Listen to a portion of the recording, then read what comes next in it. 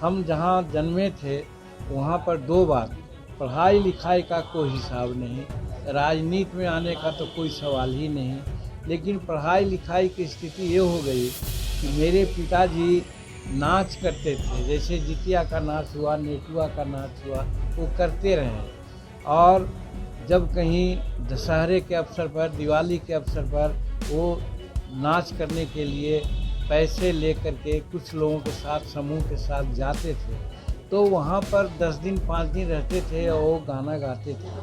नमस्कार, आप देख रहे हैं न्यूज़ नेशन में आपके साथ अभिजीत सिंह। बिहार के पूर्व मुख्यमंत्री जीतनराम मांझी, बिहार के मुख्यमंत्री नीतीश कुमार के अपमान के बाद जो उनका दर्द है वो छलकता दिख रहा है। और अपने पिताजी के बारे में पहले उन्होंने बड़ा बयान दिया। पहले क्या कुछ कर रहे हैं जीतनराम मांझी, पहले सुन उनकी बातों को। घंटा निहुर करके धान रोकती थी, हमारे पिताजी हल चलाते थे। और उस घर के लोग ये सोचे कि राजनीति में जाए, तो लोग ने कहा कि ये पागल हो गया है, ये काहे ऐसा सोचता है। लेकिन एक जगह से हमें प्रेरणा मिली। वो प्रेरणा मिली कि जब हम गोरखियाई का, यानी कि उसको क्या कहते हैं, बॉय सर्वेंट के रूप में जो काम कर रहे थे हम, तो हमको खाने के लिए मिलता था। तो गाँव का जानवर का गौशाला के नज़दीक पाया में बैठ करके हम खाना खाते थे। खाने के समय में जब जानवर को देखा, बैल को देखा कि वो कौरी करता है, मुंह चलाता है, और मुंह चला रहा था, तो हमारे दिमाग में बात आई कि ये बेचारा इतना परिश्रम करता है और आज खाता है, कल भी जाएगा मजदूरी करेगा, और उसके बाद ये मर जाएगा, दुनिया में इसको कोई नहीं जानेगा। तो ये हम जानते थे उस समय, कम से कम 11-12 वर्ष की उम्र हो गई थी, कि भाई बहुत भाग मानुस्तन पावा, ये हम जानते थे, सुना था। तो हमको लगा कि हम मनुष्य घर में जन्म लिया है, तो हमको सिर्फ इस तरह से कवियाई करेंगे, गोरखियाई करेंगे, और पढ़ेंगे लिखेंगे नहीं, या पढ़े लिखेंगे भी हम नौकरी करेंगे, तो हम समाज को क्या देंगे।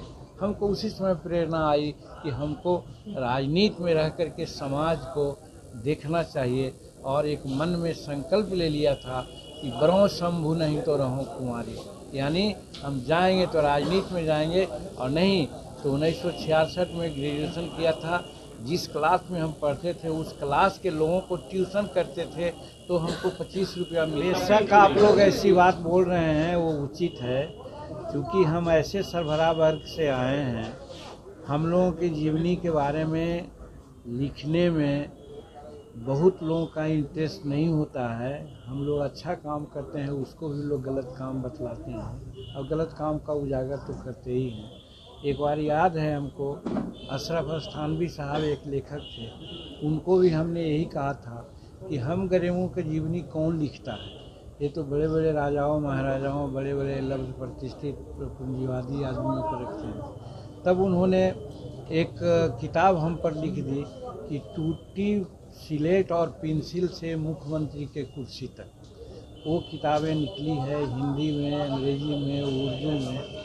तो वहाँ तक हम लिमिटेड थे कि हो गया मेरा। लेकिन जब ये वर्तमान अभी ये लोग हमारे से संपर्क किए, खास करके हमारा जो पर्सनल सेक्रेटरी हैं सुबोध बाबू, वो भी बहुत साहित्यिक आदमी हैं, तब इनसे पूरा नाम क्या लिखा था, संजीव चंदन। हाँ, श्री संजीव चंदन जी से संपर्क उन्होंने किया।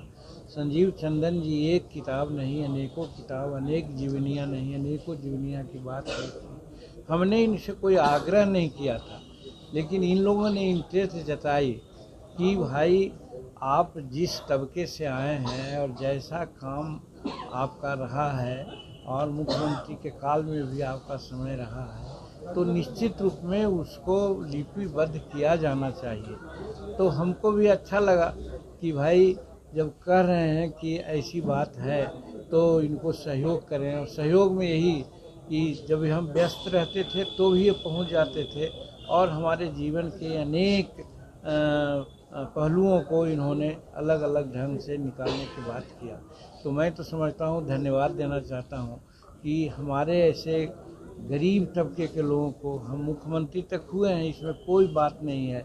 लेकिन जितने आदमियों का नाम इन्होंने अभी लिखाया, जिनके बारे में इन्होंने जीवनी लिखी है, हम समझते हैं कि सबसे नीचे तबके के लोग, जाति में भी आर्थिक दृष्टिकोण से भी, सामाजिक दृष्टिकोण से भी सबसे गए गुजरे लोगों में हम रहे। और एक ब्राह्मण होकर के चंदन जी अपना, जैसा कि मालूम हुआ है, हमारे जीवनी लिखने में इंटरेस्टेड हुए हैं, इसलिए इनको हम बहुत बहुत आभार व्यक्त करते हैं। और हम समझते हैं कि मेरे जीवन का जो आकृतियाँ हैं इन्होंने लिखा है, तो हमारे समाज के बहुत लोगों को उसमें लाइन मिलेगा, पथ प्रदर्शन मिलेगा। जैसे एक इंस्टांस हम बतलाते हैं, हम जहाँ जन्मे थे वहाँ पर 2 बात, पढ़ाई लिखाई का कोई हिसाब नहीं, राजनीति में आने का तो कोई सवाल ही नहीं। लेकिन पढ़ाई लिखाई की स्थिति ये हो गई कि मेरे पिताजी नाच करते थे, जैसे जितिया का नाच हुआ, नेटुआ का नाच हुआ, वो करते रहे। और जब कहीं दशहरे के अवसर पर, दिवाली के अवसर पर वो नाच करने के लिए पैसे लेकर के कुछ लोगों के साथ, समूह के साथ जाते थे, तो वहाँ पर 10 दिन 5 दिन रहते थे और वो गाना गाते थे, और गाना डेली नया नया गाना गाते थे। तो वहाँ के रहने वालों ने कहा, वहाँ क्या कलनौर एक बस्ती है मखदुमपुर में, वहाँ वो जाते थे, तो वहाँ के लोगों ने कहा कि आप इतना कितना पढ़े लिखे हैं। तो हमारे बाबूजी ने कहा कि बाबू हम पढ़े लिखे नहीं हैं। कहें कि इतना गाना भजन कहाँ से याद आया? तो कहें कि सब भगवान की कृपा है, माँ सरस्वती की कृपा है। तब उन्होंने कहा कि आपको बेटा उटा है? तो उस समय हम थे अकेले, हमारा छोटा भाई 8 वर्ष के बाद हुआ था, हम 7 वर्ष में रहे होंगे। तो कहीं हाँ एक बेटा है। तो उन्होंने कहा कि तुम अपने बेटा को पढ़ाओ, और यही भावना लेकर के बहुत कष्ट उन्होंने सहा, मारपीट सहा, घर से बाहर निकलने की तलाशी भी सही, लेकिन बावजूद उसके अपने ये पर वो अड़े रहे। और आगे अनेक प्रकार के पढ़ने लिखने की जो बातें हुई, जो किताब में आप देखिएगा, हम 1966 में BA ऑनर्स के साथ गया, कॉलेज से पढ़े, नौकरी की, और उसके बाद फिर 1980 में राजनीति। तो आपने सुना जीतन राम मांझी किस तरह से कहते हुए नजर आ रहे हैं कि हमारे पिताजी नचनिया थे, वो गांव-गांव जाकर नाचते थे, और हमारे जो समाज के लोग हैं वो पहले अनपढ़ थे, हमारे पिताजी भी अनपढ़ थे। और जिस तरह से बिहार के मुख्यमंत्री नीतीश कुमार ने जो जीतन राम मांझी को लेकर विधानसभा में जिस तरह से कहा था, जिसके बाद जीतन राम मांझी लगातार बिहार के मुख्यमंत्री नीतीश कुमार पर हमलावर थे, और अब उनका दर्द छलका और क्या कुछ कहा आपने सुना। ऐसे तमाम खबरों बने रहे न्यूज़ पोनेशन के साथ। नमस्कार। पनोरमा ग्रुप, जो सोचता है वो करता है।